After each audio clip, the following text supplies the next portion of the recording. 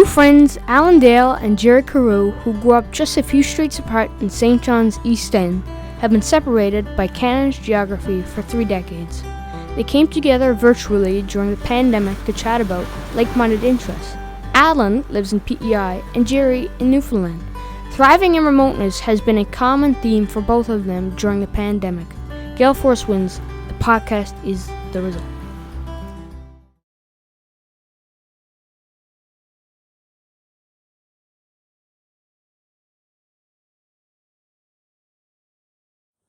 Good morning, ladies and gentlemen.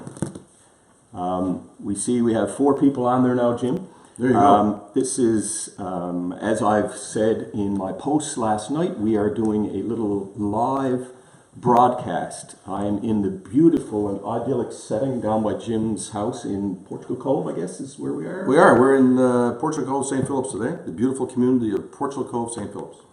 So just as an introduction to this, Jim and I have been chatting about a whole bunch of different things. I've met Jim in advertising circles, and we said to each other, why don't we do a test? So here we are today, and we're going to talk a little bit about, on this Facebook Live event, entrepreneurship, sales, and community. But before we do that, I just want to introduce Jim to my Facebook friends. And I'm sure, on your page, Jim, most people know who you are. They should. But I just want to read a little bit about, what Jim, his bio, and just give you guys an indication of the type of individual Jim is. And it's interesting to me because I'm passionate about sales and entrepreneurship. And I'll tell you a little bit about me in a second. But anyway, I'm just going to read this to you because I think it's important for those who don't know who Jim is. Jim Burton has been successfully selling real estate in St. John's for over 30 years. He obtained his FRI, which is Fellow of the Real Estate Institute. It is, yeah. In 1996 from the Real Estate Institute of Canada, and the MVA, Market Value Appraiser Residential, from the Canadian Real Estate Association in 1998. So think about that. He's been active in the real estate industry for 30 years. The insights that he has into this community from a business perspective are phenomenal. So I really look forward to talking to him about that.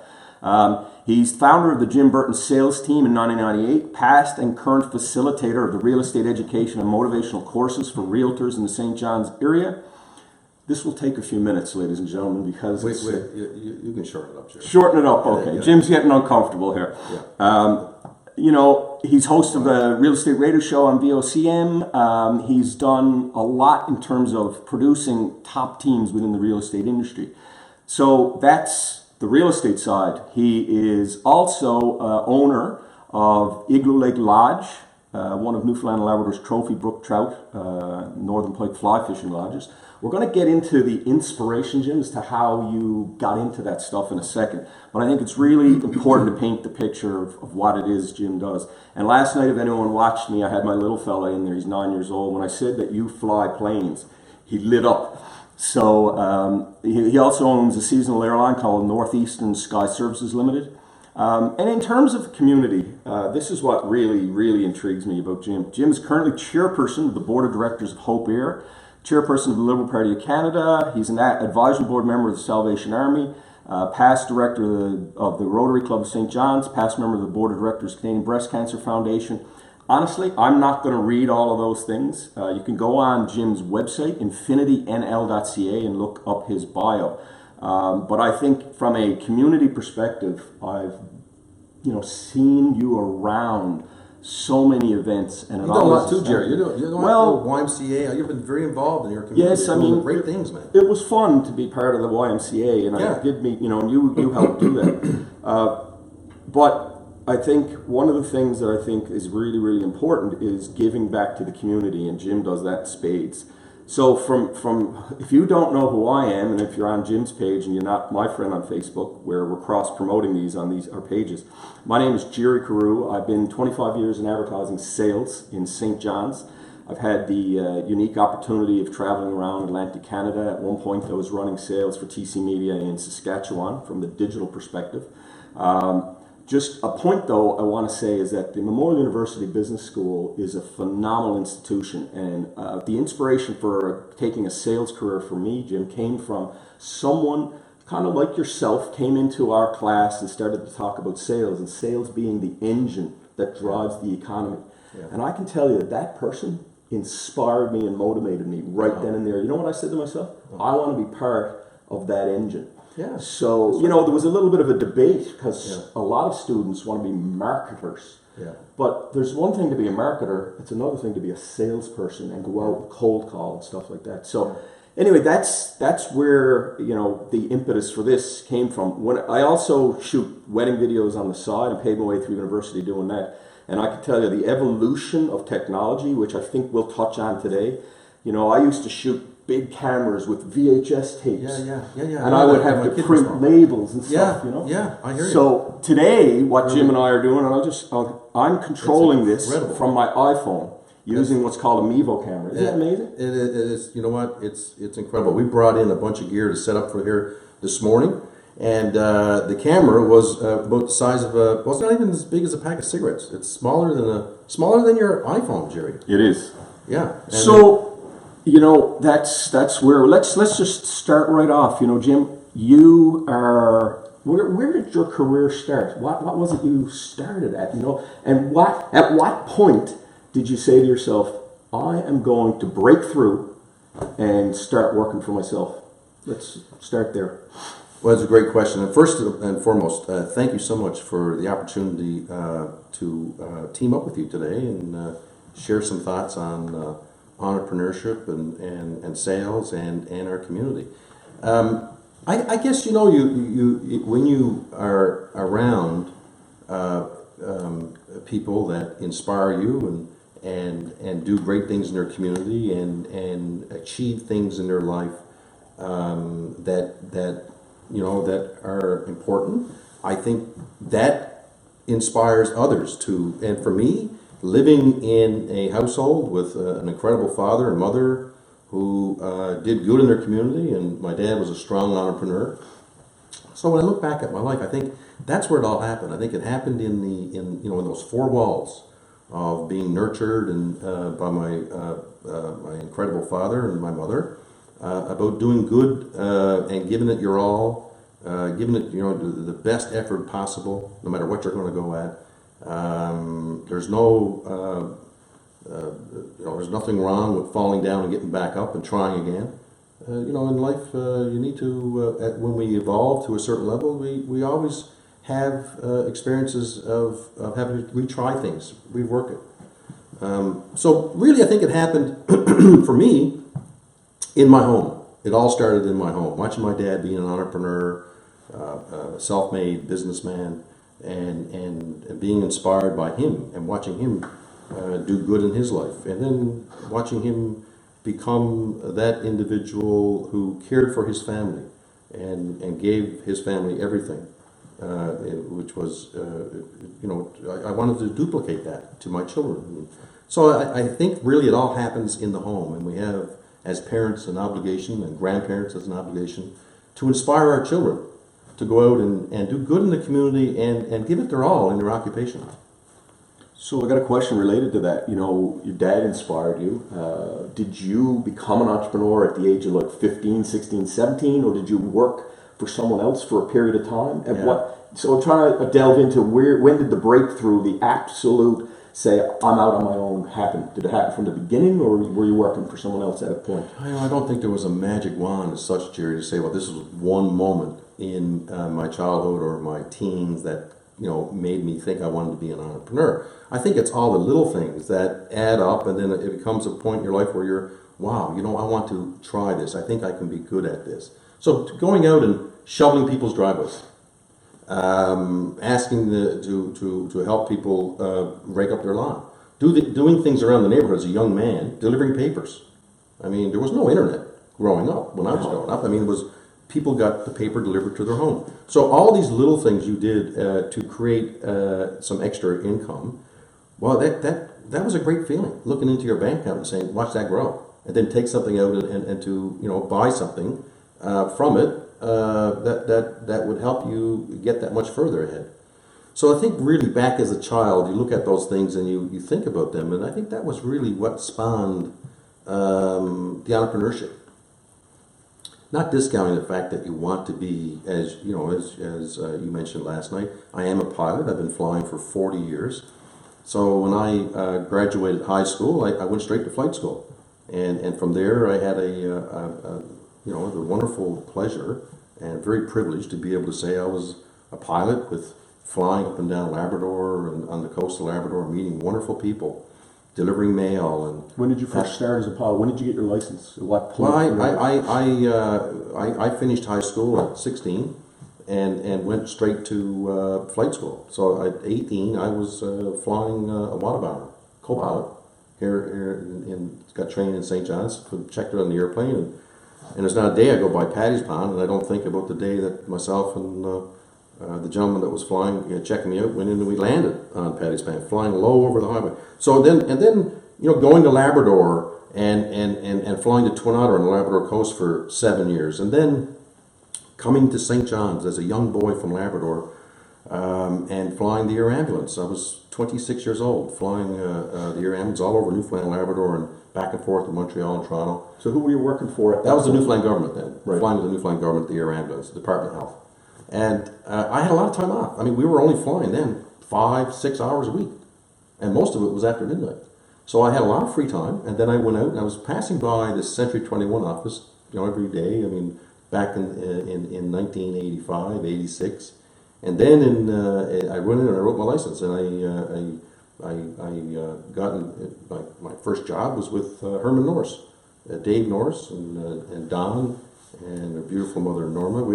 We had a lot of fun there, and that was the first year. And from there, I just branched off and went out, and that was in another month it'll be 30 years.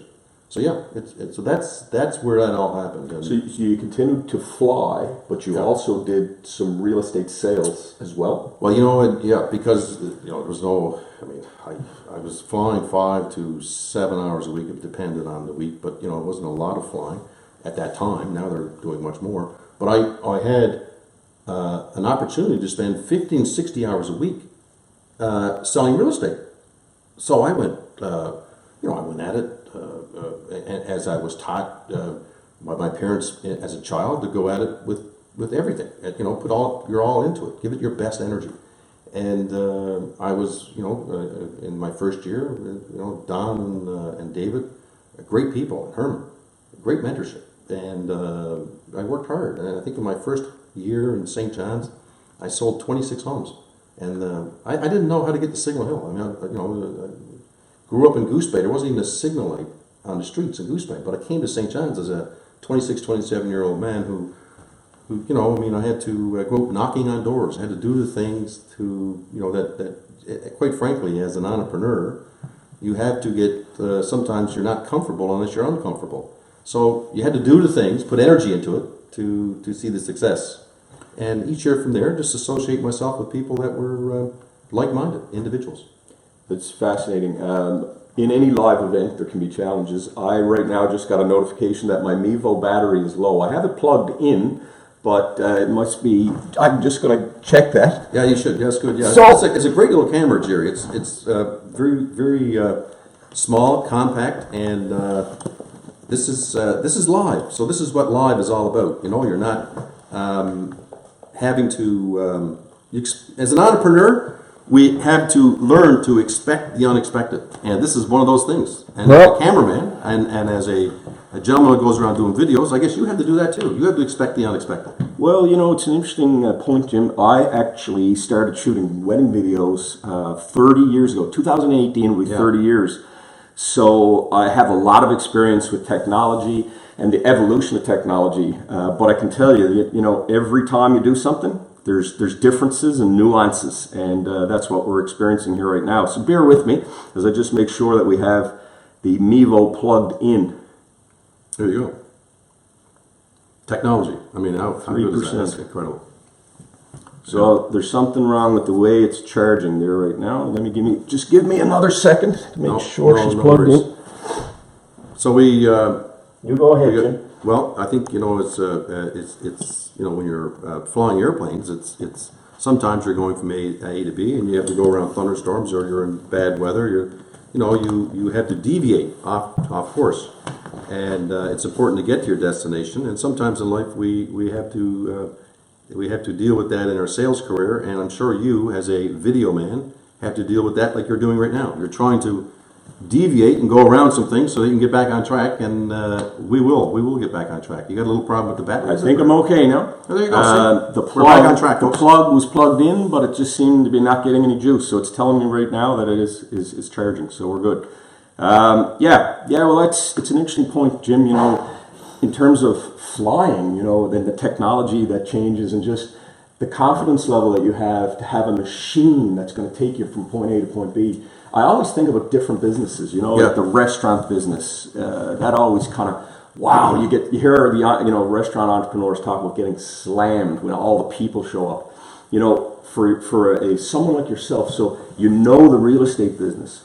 When it comes to actually charging people to get on a machine like you have, and then that's a big leap to take on a business that has a plane, like a machine like that. So, how excited were you? And just give us a little bit of an idea as to how did that come about? How did your dad had the lodge? Is that how that worked? And then you took it over, or did you start it with him? Just give us a bit of background on that. I think being a pilot and a commercial airline transport rated pilot, I think for all pilots, they have a checklist that we follow when we get in an airplane. And I think in life it's important to have a checklist. And it's, for me, following a rigid checklist and flying your ambulance or the Twin Otter or the water bomber, you use that checklist, a checklist in life that prepares you and helps you navigate, really, doesn't it?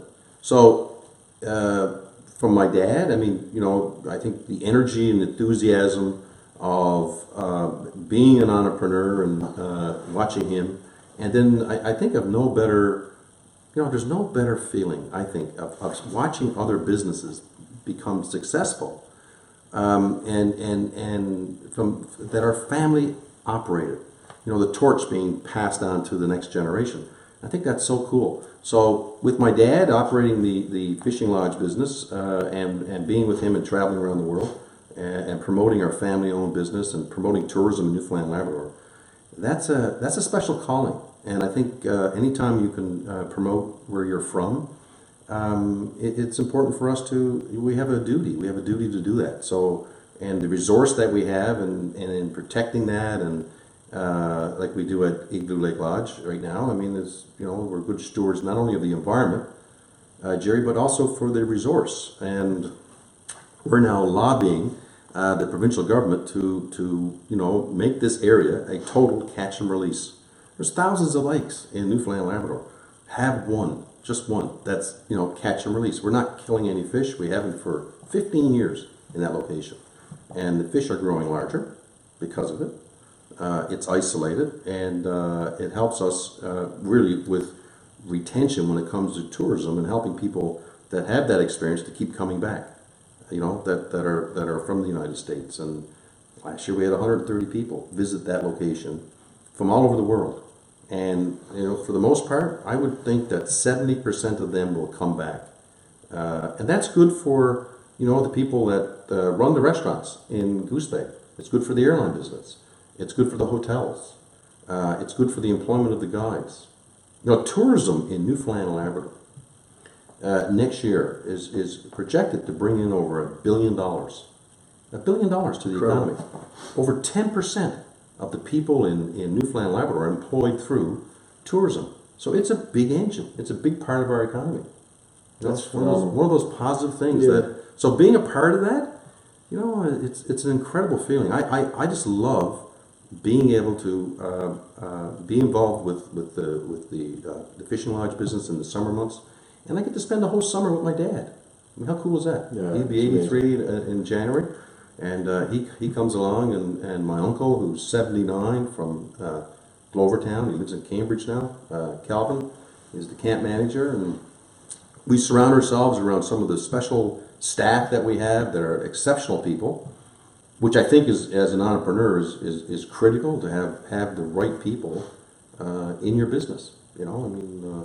the Remax Infinity operation with Tyrone Jones as the manager broker, and Ted Williams, the gentleman that's our assistant manager, Team Burton, and all the people that are on the team, and those that are as independent contractors in our office. I mean, we have a very special thing happening at Remax Infinity in Conception Bay South, growing rapidly in a community that's growing. It's an exciting time right now. It's an exciting time in Newfoundland Labrador right now. Quite frankly, we're in a growth mode in our office. We just invested, a lot of money in that area and have a state-of-the-art, high technology location on Conception Bay Highway. It's easy for the customer. When you think about your business, you should be thinking about what's easy for the customer, what's easy for the realtor that's going to be operating in that location. So, keeping up with the changes and thinking as an entrepreneur, like 10 years out. Where do I want to be 10 years from now? How do I bring my business to that level? And what do I have to be doing to evolve and adapt? So if it's the fish lodge business, if it's the real estate business, whatever business you're in, you need to be constantly massaging it. Because the way we do business 6 months from now will be different than we're doing it today. So, I'm reminded of Charles Darwin's quote of that is not the strongest species that's going to be able to survive in the future, but it's the species that's able to adapt to the change.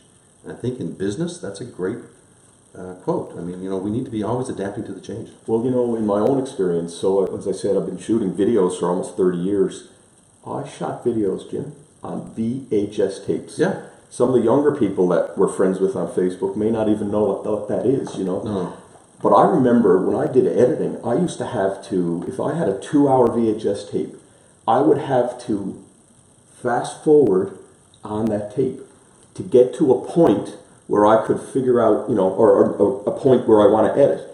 Then I'd have to take a pen, mark down the actual time. Yeah. It was an incredibly time-consuming thing. Yeah. So, my basement has probably got, I don't know, maybe 1,000 VHS tapes that take up an entire room.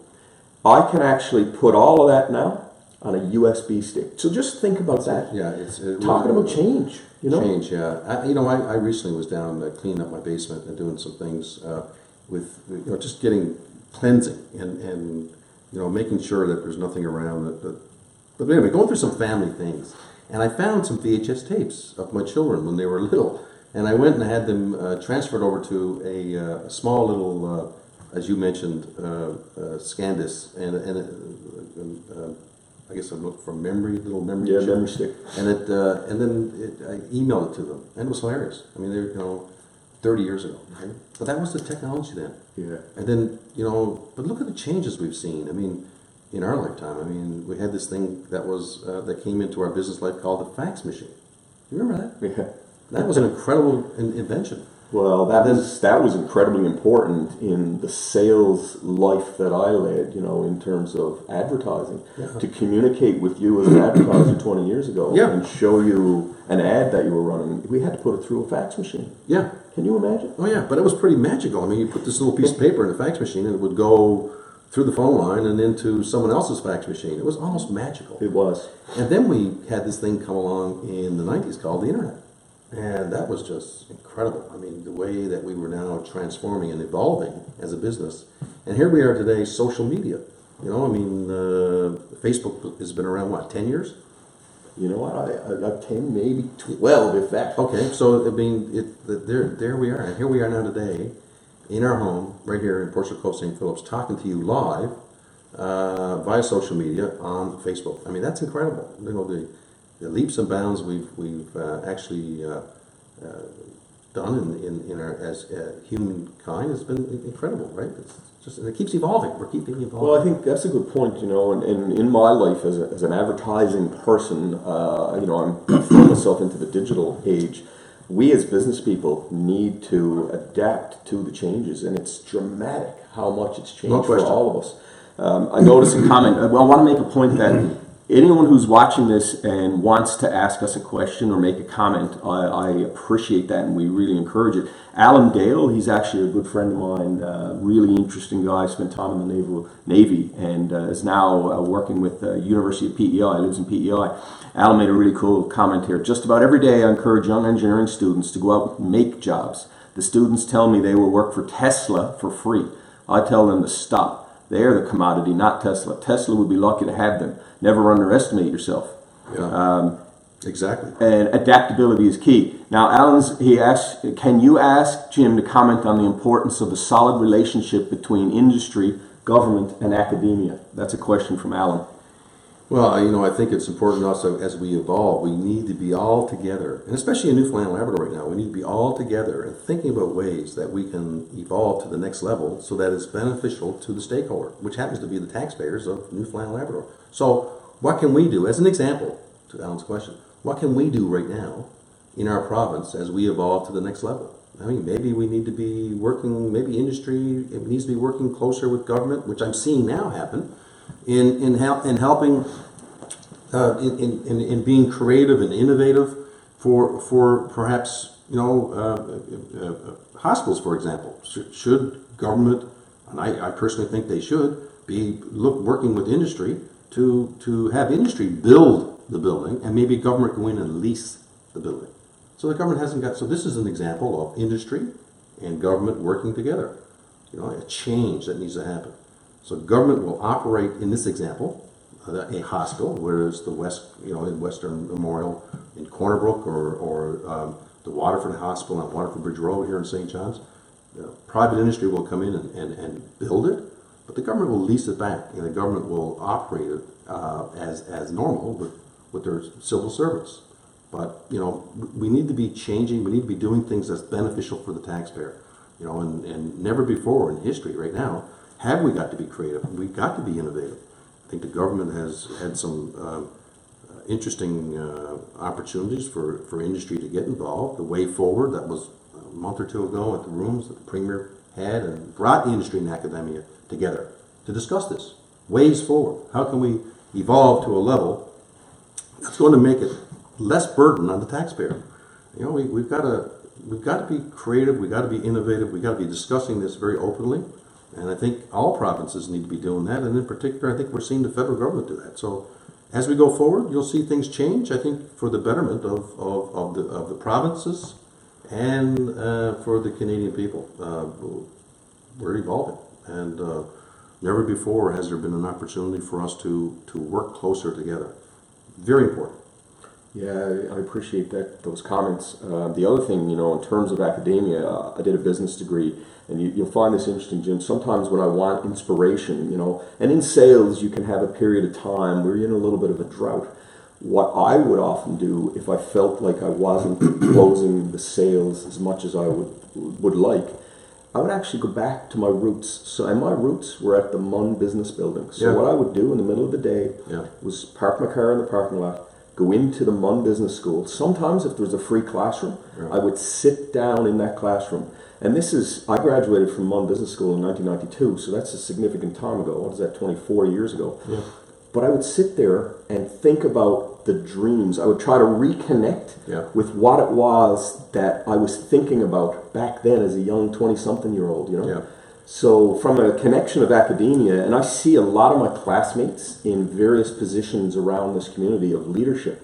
And, you know, I'm proud of being part of the MUN Faculty of Business. And so you should. And engineering. I mean, some of the people coming out of engineering, you know, Emad Riscala and the stuff that he's done with his business. Very bright students that have graduated from Memorial University and have gone on to do extremely well in their lives and as entrepreneurs and in their community. I mean, you know, we've and that's something that is a legacy, and to look back and see that, and for others to, you know, duplicate and try and do good in their business life, and at the same time do good in their community. You know, I think as entrepreneurs, we need to understand that we have to expect the unexpected, and you know, that's a change wants to happen. And you need to be adapting to that, but expecting the unexpected. And I think it's a part of being persistent and also part of being patient. It's about matrix. It's about looking at your, your finances, understanding the revenue and the expenses, right? It's about, as an entrepreneur, you become a leader in your company, and you need to be showing recognition is very important. Having people around you that you trust and you like and you respect, very important. And if you're going to be operating a business, is the like and the trust and the respect. And I don't, quite frankly, I've been very fortunate in all my life. I've had people around me that I like and I trust and I respect. I mean, all my business partners fit that category in the past, and they will in the future. As you were talking, I was thinking, in terms of Alan's question, and he says, excellent, thank you. I think about high school. My wife's is a junior high teacher. My wife's a junior high teacher. And I think about the young people today. One of the challenges that in my 25 years of sales, and I'm in sales management now, but I'm still tied into the performance. Yeah. It's a job that you perform or you don't make a living. Yeah, pay by performance. I mean, that's where it is. I mean, how do we get the young people to think that way, though, as opposed to being in school? Let's say you're 12, you're 13, you're 14. How do we inspire those young people to think about a way of sales is an incredible springboard to entrepreneurship, because you're not an entrepreneur, Jim, unless there's sales happening, right? Yeah, you have to be making things happen. I think encouraging the children, inspiring them to go out and do little chores. I mean, how exciting is it as an adult to drive around town and see these little Kool-Aid stands? As a child, collecting money, and the parents there, helping them. And how can you not stop and buy a glass of Kool-Aid lemonade from a little entrepreneur that's 7 or 8 or 9 years old? So encouraging the children to do those kind of projects, and as they get older, go shovel the driveway. And sometimes it's about shoveling the driveway and not expecting anything back. Who is it in my neighborhood that's a senior and needs a bit of help? Well, I go out and I'm going to do good. I'm going to feel good about myself. I want to go out and do something great in my community. I want to help others. Raking up leaves in the community and helping, being involved in church groups or, the CLB down on Military Road. I mean, what a great organization for leadership. Getting kids involved and getting them out. And Mark Garneau once said, Canada's first astronaut, who he's an incredible gentleman. And he said, he told me, Jim, always be curious and have passion. Curious because discovery excites us, and passion because it inspires those around us. So I think it's important for the children to be curious, and to be thinking of ways that they can help others. Being happy is important in life. I think, and I think the definition I heard of happiness back from a gentleman in 1850, it's such an inspiring definition of happiness. Those are only happy who have their minds fixed on an object other than their own happiness. So really, going out and doing good in your community and helping others, fixing your mind on thoughts of how I can do good in my community. Who says I can't do that? You watch me do that. I'm going to go out and I'm going to make this happen. And being around like-minded individuals that together, collectively, you want to do good in your community. There's some exciting things happening right now in our charity world. I mean, an organization like Hope Air that I am extremely privileged to be a part of. It's an organization that's the only charity in the country that provides non-emergency flights for low-income Canadians. I mean, we had over 1,500 families in 2015. You're the chair of the board, are you not, of that? Is that the role? Yeah, I'm a director with Hope Air, and I'm currently chair of the board. It's a wonderful organization based in Toronto. We have over 100 volunteers. We have many staff in downtown Toronto that receive calls every hour from people looking for transportation. And the average household income from these people is $28,000. Household income is $28,000. So being a part of that organization, and this year, our 30th anniversary in Canada, moved over 110,000 people, Jim, in 30 years. It's incredible. Yeah, and the need is great. So we need to be stretching our minds. We need to be, challenging ourselves as directors on how we can keep up with the need. So we're constantly doing that, So but the people that sit at that table, the 12 directors, are always trying to do things with strategy. How can we get to that level? How are we going to achieve this?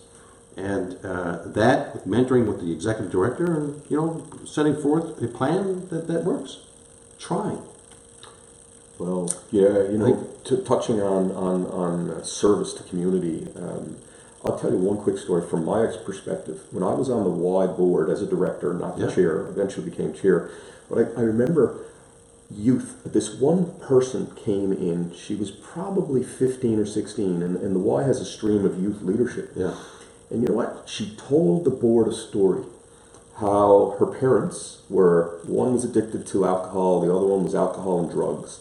And every day she went home, her parents were completely wasted out of their minds. Oh. Can you imagine? That's terrible. And she told us a story that the YMCA in St. John's, was the experience she had, gave her hope. It was the only bit of hope she ever thought of or ever experienced. And Hope Air brought that story back to my mind. Yeah. So at that point, Jim, I became an evangelical member of the YMCA board and eventually became chair.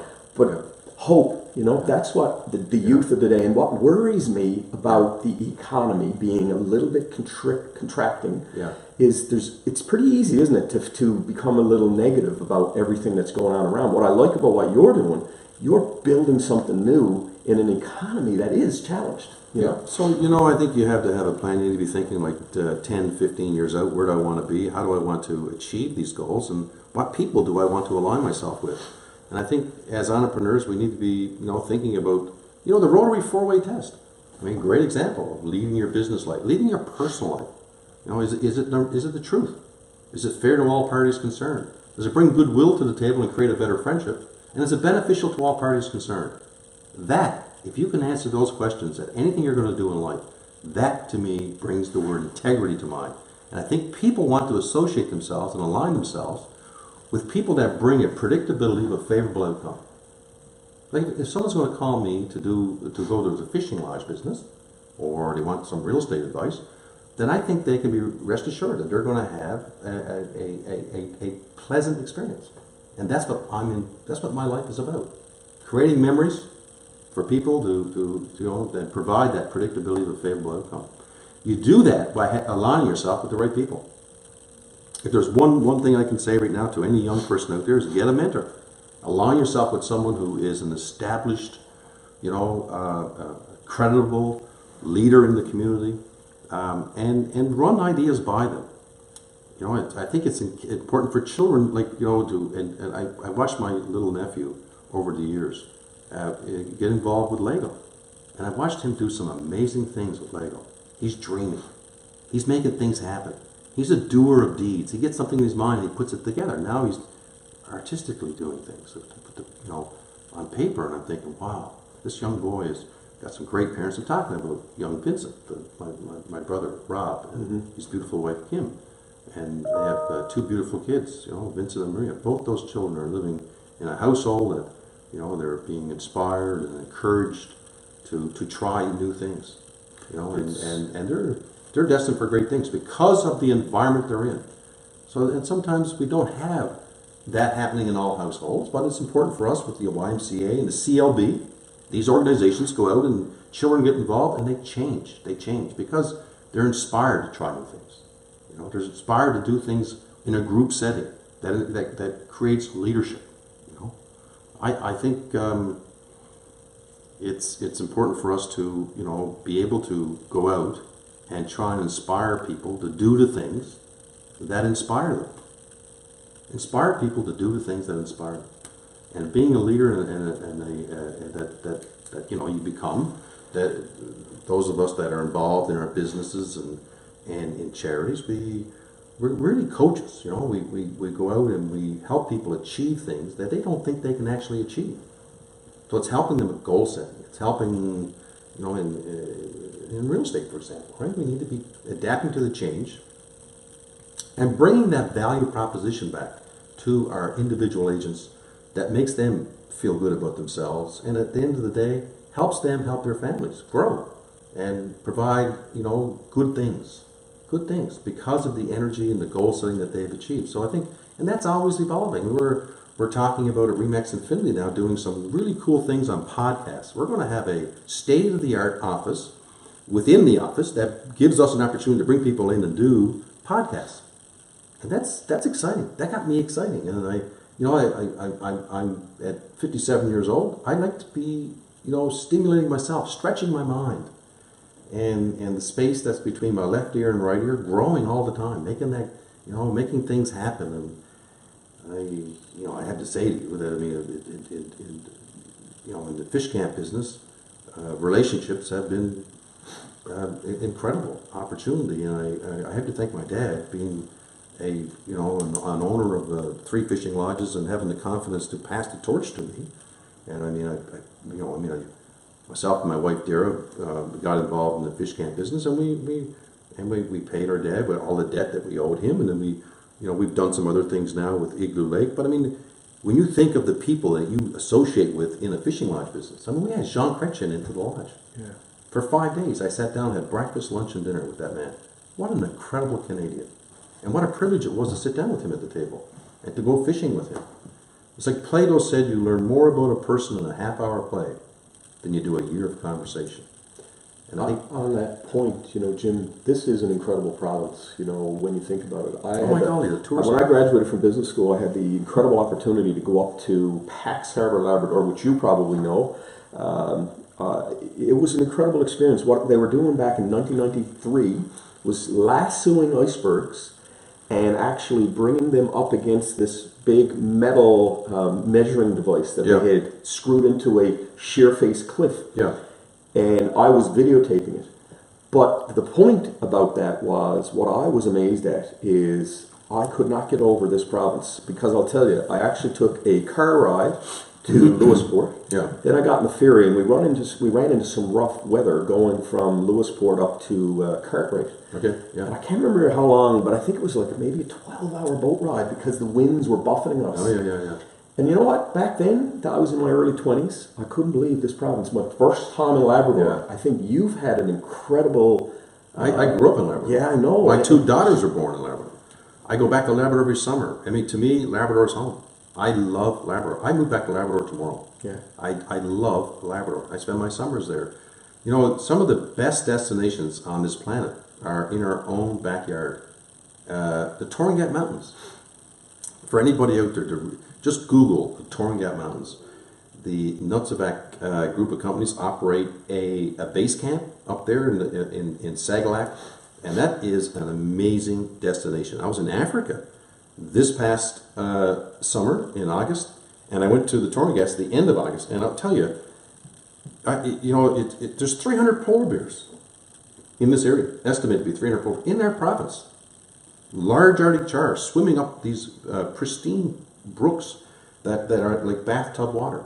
They have the cultural experience, of the Aboriginals that are there, and they share, that whole part of their community with people that visit. So inspiring to be in that area. So there's lots of destinations that would be, in our province that you don't have to go on. You don't have to leave the province to go on vacation.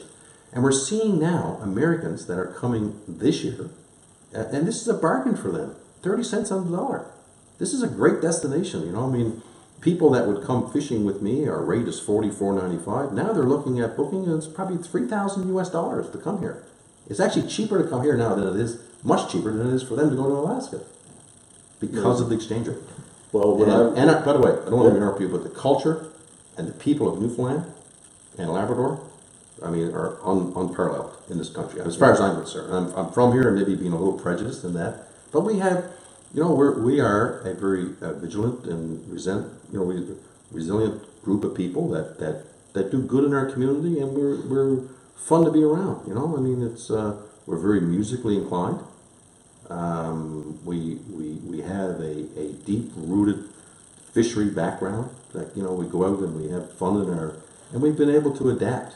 You know, Newfoundlanders and Labradorians have adapted well to the change over the years. Yeah. It's incredible, really, when you look at our When I province. was in Labrador in 92, 93 I think it was what an experience for me. It was incredible. And at that time, I'll never forget it, there was a phone system, I guess, that you could listen in on the calls. Yeah. And Norman Schwarzkopf was there at the time I was there. Yeah. I didn't meet him, but I Yeah. guess Craig Dobbin had him. He had George Bush was George there. Bush was there, yeah. And Yep. a bunch of others, you know, in the political sphere. And it was really intriguing to me that here they are, you know, these leaders, world leaders, were Yeah. converging on Labrador, and that was Yeah. 25 years ago. You know? You know, it's part of our resources, right? People come here for the fishery, and in that journey, how many people have actually come here and have fallen in love with our communities? I had a gentleman and his wife from Denver that were coming back and forth to our fishing lodge in Labrador, and they actually decided to do a tour of Newfoundland before they came to Labrador for a week fishing in northern Labrador. And he came to the airport. I talked to him on Wednesday, and he said, "Jim, I'll see you at the Goose Airport on Saturday for the trip to Flowers River on Sunday." And when I met him at the airport Saturday, Jerry, he had bought a home in Twillingate. He just fell in love with Newfoundland Labrador and the people, the culture, you know, the people that and the way that we make people feel. You know, Newfoundlanders and Labradorians have a way of reaching out and touching people's hearts. And I think that's quite significant when you think about everywhere you go on the globe. You know, it's like people love Newfoundland and Labrador, and they can't get enough of it. And that to me speaks highly of who we are as a people. Well, I'll tell you one quick story. I'm in business school, and this young man from Malaysia, who I befriended, was over to my mom's house for supper. Yes. And I grew up in the East End of St. John's, and we're standing on her steps. And when you look out, you look towards Memorial University. You know, it's on a bit of a high, not a plateau, but it's high enough where you can see the city. Yeah. And we were standing there, and he looked out, and he waved his arm, and he said, "Jerry," he said, "you know, where I'm from, I think it's Kuala Lumpur." He said, "It's wall-to-wall people." Yeah. He said, "Here in Canada, what I see is space." Yeah. And riches, and I was like, wow, you know. Yeah, you know, it's so we have a lot to be very proud of, and I think the optimism that we need to be sharing with others is important. I mean, yeah, we're in a bit of a valley right now in our economy, but you know, we still have a lot of great things to be celebrating in our province, and I think, you know, tourism is one as we go forward. I think there's still some good investment happening too in our province. I've gone out and I've invested heavily in my new Remax office. I'm still investing heavily in my tourism operation out of Igloo Lake Lodge. You know, so what do I see? I see Newfoundland Labrador as a place that is a great future, and I think others. I mean, Statoil, Husky. I mean, they're investing heavily in offshore exploration. There's 3 rigs next year going to be operating in the off our shore here, and that speaks well of what they think of what's ahead for Newfoundland Labrador. I really, the fishery, the fishery that's happening right now, the low dollar, that's good, that's coming back. So there's a lot of great things happening in Newfoundland Labrador. I think we still have a very good real estate market. You know, our sales, unit sales are only down by 5%. And our pricing that we see in our real estate industry right now is about 6% less our average selling price, which doesn't mean the market's down 6%. It just means that there's more sales between probably $200,000 and $300,000, whereas before we had more sales probably north of $400,000. So again, adapting to that change, and making things happen. I think putting energy into your life, getting out and having goals. Sometimes it means changing and creating habits. When you get involved in sales, as you know, you have to start, creating these habits that make successful salespeople who they are. And you got to do things. You got to, coming home as a realtor, as an entrepreneur. I don't come home at night at 5 o'clock, 6 o'clock, and then watch TV till 9:30, 10 o'clock, go to bed. I work. But for me, it's a passion. It's not work. I enjoy it. But having a very patient spouse is an incredible thing if you're an entrepreneur, and I've been blessed with that.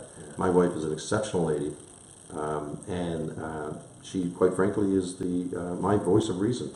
And a lot of the decisions that are made right here, by the way, in this room, in my life, when it comes to business. And she's a very big part of that. So, teamwork, having a very understanding spouse, and I'm sure you can claim that, Jerry. I mean, that's a big part of your life, having a wonderful woman in your life that gives you the positive enthusiasm to go forward and create good things.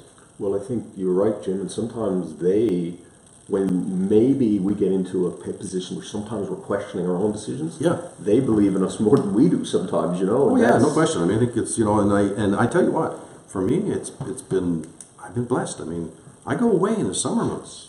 Jerry, I go away for all summer. Yeah. Now this past year was different because I'd come home and do the radio show once a week. But having Adira in my life has been incredible, and it's and the other chapter that we're seeing right now, both myself and her are having a lot of fun with our grandson Thomas, and that's another chapter that you evolve to, and having an incredible amount of fun with him and watching him grow and inspiring him to do things.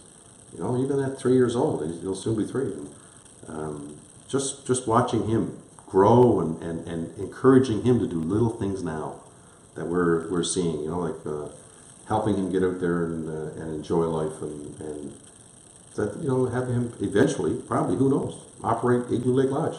Hey, who knows? You're right. I mean, I have a 13-year-old and a 9-year-old, and what I'm trying to do with them every day is to focus on the positive, sunshine. Think about things. I'm trying to shape their minds, and it's not an easy job, as you know. You have children as well, and I get them to focus. I do a thing called put my fist up, grab life, and now they joke with me, right? Put my fist up. Oh yeah, Dad, grab life. But I mean, that's what it's all about. It is. You're inspiring them, and I have to commend you on that, Jerry. That's a wonderful thing to be able to have fun at the same time, and encourage them to not be afraid to try things that Mom and Dad are suggesting to you. And it's so it's putting the effort into things and doing good at the same time. I mean, your children will never forget that, right? They're going to carry that onto their children. Well, just a little point on that, and we've been talking now for almost 42 minutes, so we'll clue it up in about 8 or 9 minutes. But effort. Let's conclude this. 2 lovers of sales. Let's talk a little bit about that. I think that's where I'd like to end. I think about the effort that I've put into my own sales career, and one of the things that I would do in the advertising business is actually meet with a client. I would pick the client that probably would give me the hardest time first. Not every salesperson does this, but I would pick that person because I knew if we had a new program or a new whatever, that person, not trying to be mean to me, would actually evaluate it on the fly, and it would make me have to adapt, so that if I went to someone else who I knew was a little more receptive, I would have all my questions answered. But I think ultimately, when I think back in my career, I didn't come out of university saying, I can't wait to cold call. But what I came to love, Jim, was the ability to take a list of, say, 20 or 30 absolute cold prospects and move several of them into a funnel where they are interested in what the product that I have. From a real estate perspective, I've always been intrigued by that. Give us some insight as to how you operated and how you want your people to move the sales along. Well, I think we've already mentioned the word evolve and adapt. I think that's important, and every few months you're looking at that and where you want to go, and how is the industry evolving and adapting, and how you can keep at or ahead of the curve, right? So there's a formula that I use in life, and I share it with people, and it's E times I equals RW. And E is energy. So energy times I, which is ideas, equals real wealth. So you put your energy into creative ideas and innovation, and then from there you get this thing called success. So I'm always reaching out to people and encouraging them to try new things. But there's nothing that beats, even with technology and everything we're seeing around us today. Nothing beats that look in the eye and put out your hand and you shake that person's hand and say, Jerry, it's been great meeting you today. And by the way, here's my card. If there's anything I can do to help you in any kind of real estate transaction, or maybe you might want to, if you're talking to someone with a fish camp business, same thing. And over an extended period of time, I'll never forget, I had to say this story about 30 years ago, or thereabouts, maybe 20 years ago, I had an offer, and I went to this gentleman's home, who was then in business as long as me, 30 years. And I remember talking to him, and I gave him my offer, and he said, "Oh, okay, Jim, yes." Oh, and he said, "Just a second, now I got to take a call." His wife came around the corner, and he went around the corner. "Yes, you want me to list your house when? Tomorrow at 2 o'clock? I'll be there." Okay. And then he came back up in the porch, he was talking to me, and his wife said, "Oh, you want on the phone again?" And he went around the corner. There's Mike Finn, who was with Roller Page years ago. And I thought, my golly, he's gotten 2 listings since I've been here in the porch of this man's house. This is so cool. But he built up his business over 30 years with integrity, by putting energy into it, by developing relationships, right? The trust and the respect that he had in the community was unparalleled. And I thought, this is where I want to be in 30 years. Yeah. I want my phone to ring and I want people to ask me to come to their home. But that doesn't happen with a magic wand. That happens by doing good every day of your life. By going out and being inspired about the good things that are happening in your community. By being involved in your community. By giving back to your community. And all these things add up to success, and being innovative and creative and working with people that you like and you trust and you respect. These are the things that help you evolve and change. But right now in the fish camp industry, today if you're driving around, some person is going to call me, I know who they are. I'm not sure it's going to happen today, but it happened a couple of days ago, and it's happening frequently. People will review who I am and our family on the internet, and they call me to give me their visa number, and they tell me they want to come fishing with me next year. So they're giving me $2,500 of their money for a deposit, and I take that in trust and I keep it. And we see them visit us next June, July, August, September. But when I started in the outfitting business almost 20 years ago as an owner, that was the one thing I wanted to do. I wanted to have people call me. How would that happen? That happens by putting solid energy into your business, by doing good, and having your staff become sort of salespeople. They go out and they talk to other people about the business. And with social media today, there's no limits to that, right? Yeah. So having great people working with you, treating them with respect, right? And recognizing their successes, patting them on the back, recognition. I think all those things are very important in anything you do in life, and I think whether it's charity or whether it's your business life. But it's been an amazing ride. I'm looking forward to the next 20 years. Someone asked me recently, when are you planning on retiring? I have no date. I am not interested in retiring. I'm interested in doing good in my community and in my business life. What would you do in retirement when you think about it? If you shut off, I don't know. I heard a good analogy on retirement recently. Someone told me that retirement is similar to Christmas Day. You plan, like now, here we are, November the 26th. We're planning for Christmas now. We're getting in that, right? I know Dara's been getting the Christmas decorations out. We're getting ready. We're thinking about what gifts we're going to buy. How are we going to look after our grandson and our niece and nephew and my dad? How are we going to do these things and get ready, and her mom? We're getting all these things ready. We're going to prepare for Christmas. And then Christmas Day comes, and you get out, and then you open up the gifts, and it's done.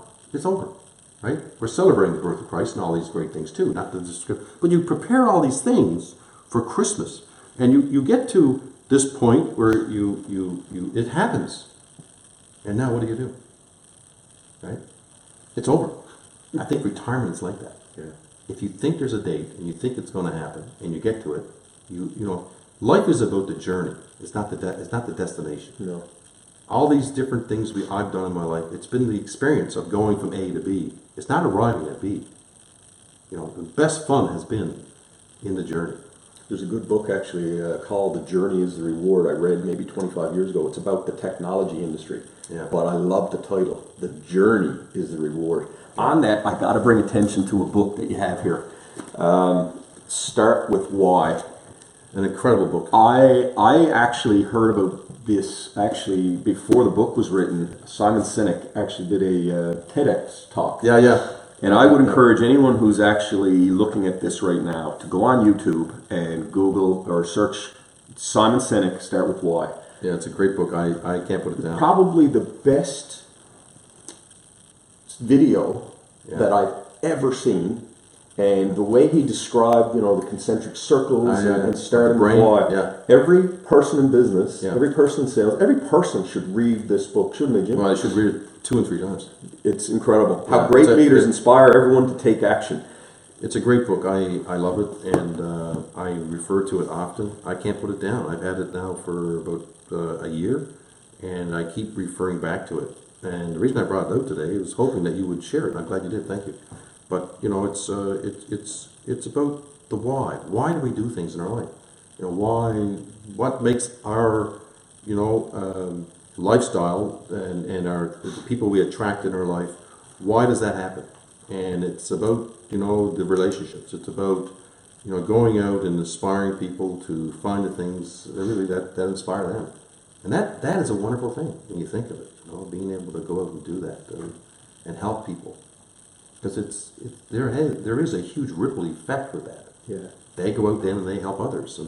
But that's a great book. I would recommend it to anybody to go out and to absolutely get a copy. Well, related to helping people, one of the things that I've promised my wife, I said, after my experience with the why, which was incredibly intense when you're the chair of anything, as you know.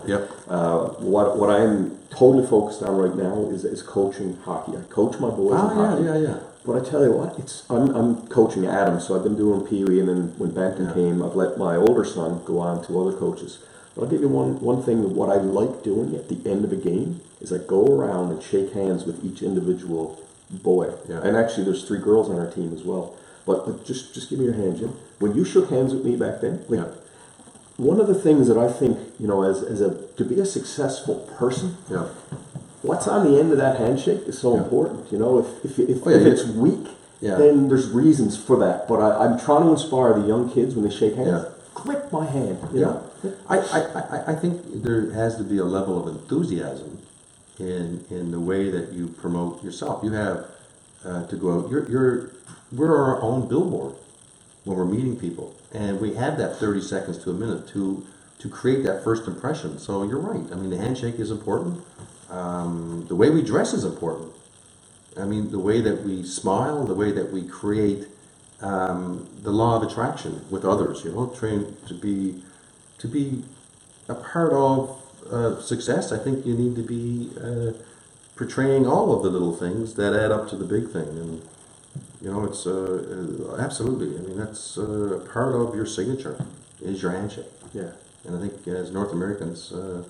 The people that are very successful in life, I mean, they have that common denominator. I think when they give you that handshake, they got that enthusiasm. They got that, they got that look in the eye, and you can tell there's good there. For the most part, and the people I know and I associate with, I could say that's a common denominator. Sure.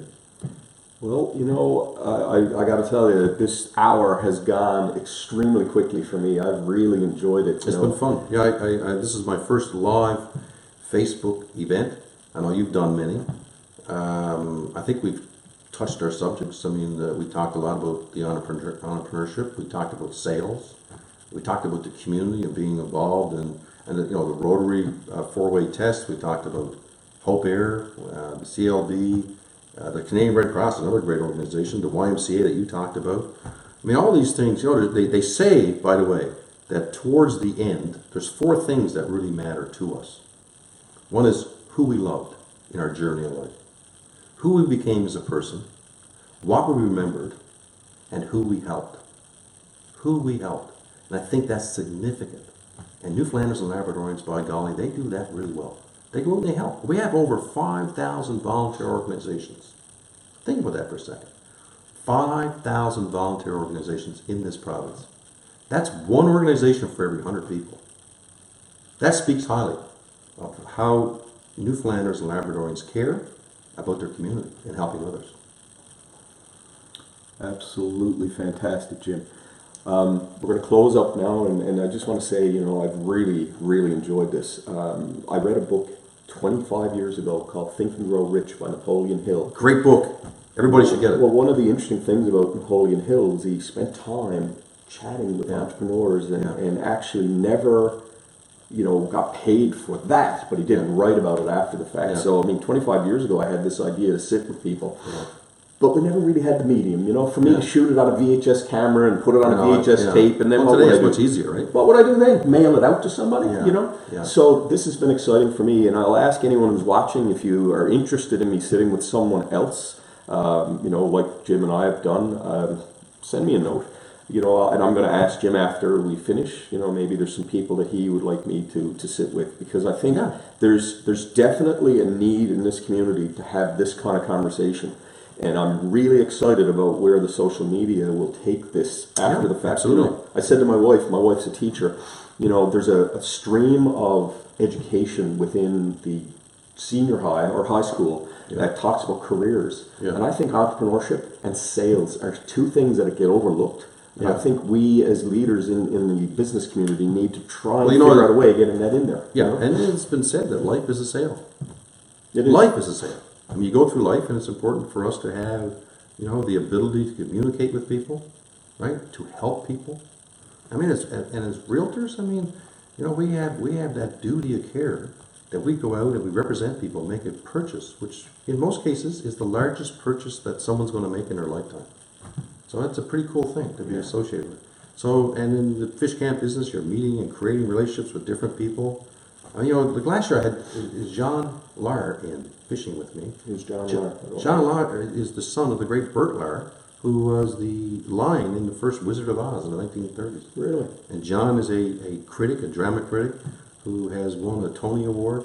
Just finished a 16-page article with Al Pacino in the New Yorker magazine. So you never know who you're going to meet. No. But he picked our lodge, and he lives in London, England. He picked our lodge based on the testimonials that he's seen on the website. And he had a chance to go anywhere at all. But he came there. I asked him, so why did you pick our lodge? He said it was the testimonials that I've seen on your website. It's how you made people feel. How your people made people feel. That's why I wanted to go there. And that to me is significant. Yeah. And that gives me the knowledge and the understanding that what we're doing as a family, promoting Newfoundland Labrador, is it's very positive. And we want to beat that drum of helping others come in and create memories and leave a legacy, so that hopefully my grandson or my nephew or others that are out there will duplicate that, and maybe others that have businesses. Me and you are carrying on here, but we should end the show. But excited now what's ahead for January. We're going to be going to Boston and New York, promoting Newfoundland Labrador as a destination for tourism. And so there's other great things going on in our real estate office, So it's an exciting time. It's an exciting time right now in Newfoundland Labrador. Definitely. Ladies and gentlemen, good to be with you, buddy. Jim Burton. It's great to be here, folks, and with this wonderful man. Jerry Carew is a great guy. I've known him for many years. A big contributor to the life and success of our community, and having the desire to get out and to talk to others in the community. If you think of anyone else that might want to get on and talk about sales and entrepreneurship, give Jerry a call or myself, and we'll make it happen. Jerry, you're a great guy, and I want to wish you Merry Christmas too, man. We're coming up less than a month away, eh? Yes. And one of the other books that I have there too, Jerry, is about Bruce Templeton. I think in the I bought some books recently from him, but what a great guy he is. Bruce Templeton doing, I think his third book now. Each one of those books, he was at Costco yesterday signing books. Each one of those books immunizes 3 children with the vaccine for polio. So a great guy doing good in his community, amazing man. Hey, you know what? He'd be a great guy for you to interview. Yeah, you're right. Bruce Templeton. I've met him several times. Great guy for you to sit down. What a wonderful man he is. Past humanitarian of the Red Cross, an exceptional Rotarian, Just a great man doing great things in his community. But I think Bruce Templeton will be a great guy for you to interview. Appreciate that, Jim. So, ladies and gentlemen, really appreciate you spending some time with us. This is going to live on in Facebook, on my feed and Jim's feed. Hopefully we can share it somehow with the educational system in Newfoundland Labrador and inspire some people, Jim. That would be my desire. Yeah, me too. I mean, get out there and for us to try and inspire people to do the things that inspire them. And I think that's the fiduciary duty that all entrepreneurs have, is to encourage growth in our province by, helping others get to a level that they can achieve the things that they need to achieve. And I think that's very important for us as we go forward in life. No matter where you're living, you should be doing that. So, so many things we didn't talk about that, that we could go on for an extended time, but I think we've had a great show today, Jerry, and I commend you for going out and making this happen. You're a great guy. Appreciate that. And, you've inspired me being I've been interested in entrepreneurship and sales for years, and I had the privilege for 25 years of sitting with entrepreneurs every day in the advertising world, and I've often thought that the conversations that we have inspired me and made me successful. Why not share that with people on this medium? Well, I don't know how long we've been here today on talking, but it's been like it seems that I didn't know. I mean, I thought, 5-10 minutes we'll cover everything. But we're finishing up, and we could still continue on. But that's a good thing. That's for another day. I want to thank you for the opportunity. I want to thank you for the opportunity to come on and have a chat with you. And it's all good. Great things ahead. We're very blessed to be living in a country called Canada, and have the health care and the right to vote. Things that we take for granted. The day-to-day activities that we have. It's a privilege and an honor when you talk to other people that come to our country from other places of origin that they don't have those luxuries, right? And so we're very privileged, and we're very privileged to have the leadership we have in our province, leading our province right now. And Dwight Ball, I mean, making some difficult decisions that's long term beneficial for the people, and also in Justin Trudeau. Very great country. I'm privileged to be here with you today, and I'm delighted that there's going to be some good people interviewed in the near future with you, Jerry. Take care of yourself, buddy.